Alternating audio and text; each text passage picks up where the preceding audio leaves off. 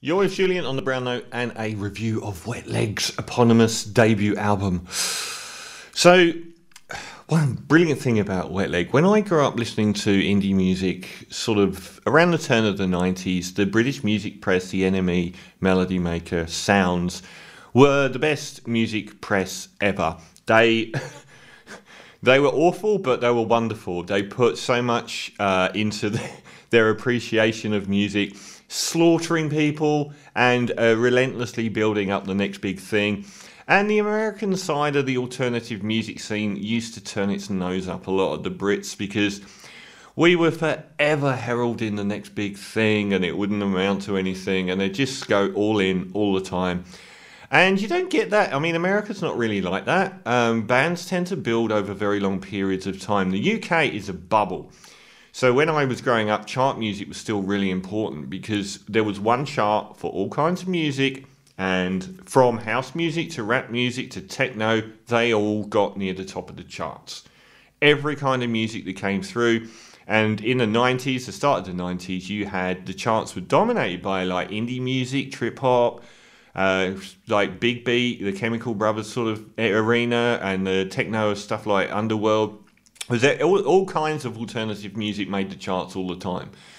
So it was a wonderful thing, but it's faded, and I've gone on at length about the incredible raft of UK indie guitar bands that have come through over the last 3 or 4 years. Squid, Black Country New Road, Working Men's Club, Dry Cleaning. Wasn't a big fan of, but it's a very Black Midi. It's a very fertile scene. But these aren't bands that are Oasis, and these are they don't go for their music and their politics and their art are front and center. They're not running around the streets saying we're the biggest band in the world, we're going to outsell the Beatles and so on like Oasis did back in the day. So Wet Leg have been quite refreshing. They're two girls from the Isle of Wight, which is an island that's just half an hour off the coast of the UK. So it is very close to the UK, but it's got its own ecosystem, which is a much more sort of homogenised. You imagine the local band scene there, everyone would know everyone else. And these two girls came up through that. I think they were both in other bands. So we've got lead vocalist Rhian Teasdale and Hester Chambers, who does backup vocalists, and they both play guitar. And then they have a band behind them, which aren't actually listed as members of the band. So it's really a duo at the moment. And they made it big because of their single Chaise Lounge, which came out in the middle of last year. Don't know exact month. And caused a massive stir. She's the secret weapon, Rhian Teasdale, because her vocal delivery is phenomenal. I mean, that Dry Cleaning album, the vocalist and the lyrics was so bad. Like the most mundane vocalist I've ever heard. But she sort of fluctuates between wistfully tuneful and quite pretty sounding and very sort of dismissive, but she's got a lot of charisma in her voice, Rhian Teasdale. Definitely the band's secret weapon, and that song really took off, getting a lot of airplay in America. And the follow-up, the title of this, did I say it was a self-titled debut album? It's not. It's called... Oh, it is. Yeah, sorry, Wet Dream. The second single came out and was another really, really good song. For me, maybe the strongest song on the album. And they've arrived with their debut album, self-titled Wet Leg, which has gone to number 1 in the UK. It's gone to number 1 in Australia, and it's being praised as the second coming of the Smiths or something like that. So what's it like?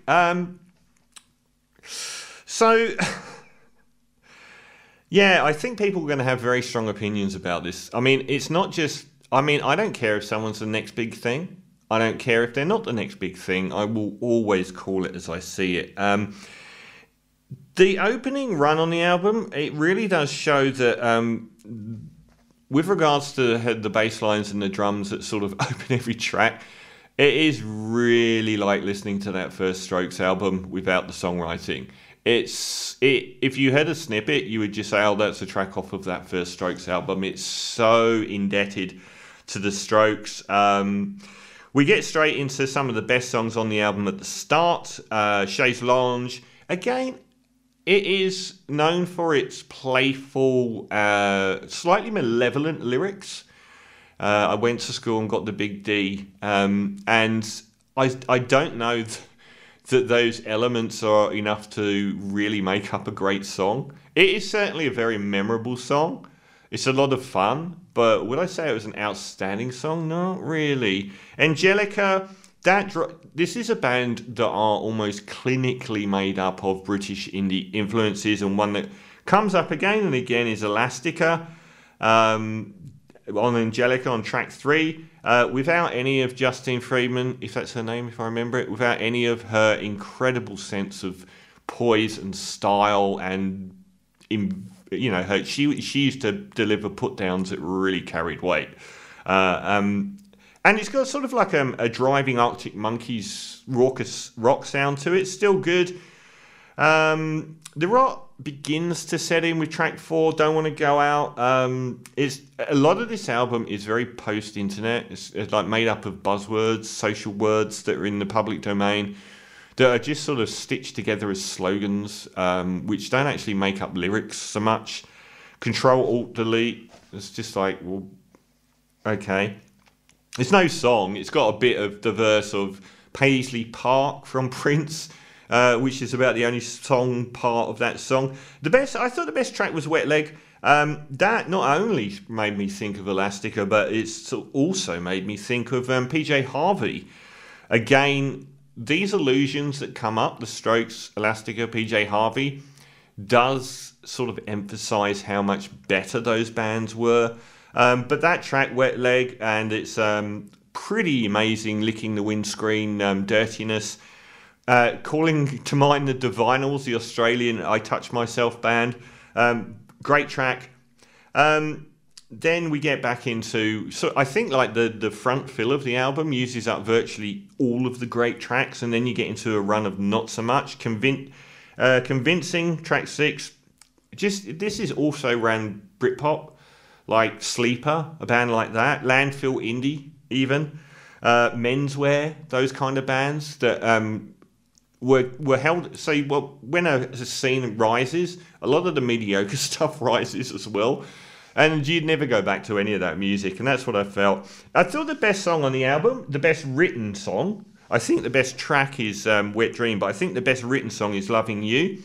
Really made me think of Angel Olsen. It's a much more tender song. It's got much more sort of melodic development through it. I really like that song.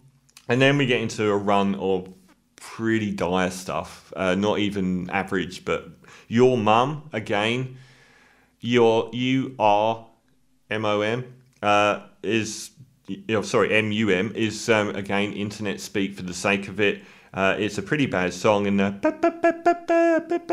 is just lifted from the Kills. It is just a vocal refrain from is it Alison Lockhart from the Kills? I'm sure there's a track where they do the exact same thing. There's no song there. The nadir of the album, Oh No, look up the lyrics. It is awful. It's such a bad song. There's no song, but the lyrics themselves are just talking about mobile phones and how people are on their mobile phones too much. One of the worst lyrics I've ever heard, actually. 10, piece of shit, Daddy's boat. I like that line. It's a fairly decent song, but it's just flat. And I think by this stage I was sort of grasping at straws for anything that wasn't bad. Supermarket, track 11, another one, weak, walking around the supermarket stoned. I mean, it's just like they collected everything that people talk about online into one album. The last track was alright. Too Late Now. How ironic that title is. The other thing is, it's only got very simple instrumentation, very traditional indie bass guitar, drums, maybe 2 guitars and a vocalist, but it feels overproduced, which is bizarre. None of it feels live. If you hear like something like PJ Harvey, how alive her music feels, nothing does feel that alive here. It feels like it's really compressed into this landfill indie, one of the greatest terms in music history, denoting all of those post-Oasis Britpop bands that stretched over the next 15 years and had like a hit and then a career for a couple of albums. I think this is, I mean, next to the Dry Cleaning album, I don't think there's anywhere near the songwriting, but I did like the lead singer's vocals. I thought she's got a much better voice and a much more interesting cadence and range. The Dry Cleaning album didn't do it for me, but again, that was really traditional indie instrumentation rather than really sort of going off on these tangents that people like Black Country New Road do. So it's an album that wants to call back to these ghosts of British indie past, but its peers aren't people like, you know, the Arctic Monkeys, who also exploded with Alex Turner's incredibly rich tapestry of words, or Franz Ferdinand with over their first few albums, the incredibly interesting arrangements and songwriting and stuff like that. Their peers are a notorious female duo from the 90s called Shampoo, who everyone loved, even though they knew they weren't very good, because they were so funny and out there and destroyed the British indie establishment and frequently rubbish people. Uh-oh, We're in Trouble. Do you remember that? That's what I get the vibe from on this album a lot more. Famously called Shampoo, a critic said because they were both a sham and poo, which I thought was quite nice. So Wet Leg... their debut album might be one of the most prominent of the year, but it's Emperor's New Clothes across the board. Half of the tracks are pretty good, including Wet Dream and Chaise Lounge, and Loving You as well. I thought it was really good. Angelica's pretty decent, but it's so derivative. There's so little songwriting on the rest of it, and probably 40% of the album is flat out bad. So I'm going to give Wet Leg a 5 out of 10.